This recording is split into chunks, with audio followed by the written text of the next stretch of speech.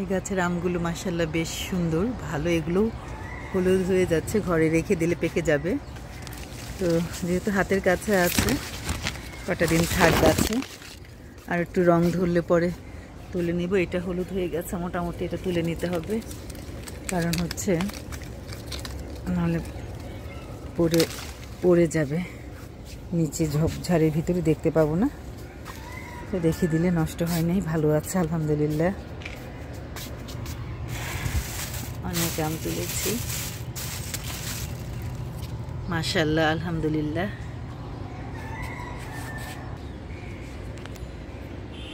এখানে কিছু আম আছে, সবগুলোতেই একটু একটু দাগ দেখতে পাচ্ছি, স্পট দেখতে পাচ্ছি।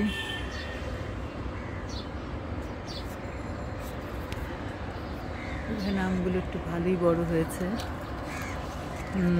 ছাদে কিছু, ওই দেখো কি সুন্দর হলুদ আম, একটা পাকা আম খেয়েছে পাখি, কি সুন্দর টকটকে হলুদ রংটা দেখা যাচ্ছে।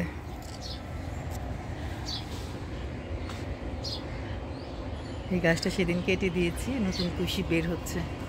ওই যে দেখো ছোট্ট ছোট্ট কুশি বের হচ্ছে।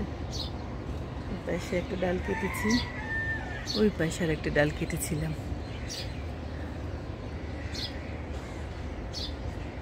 এগুলোর ডাল বের হলে পরে ওদিক থেকে আবার একটু ছেটে দিব।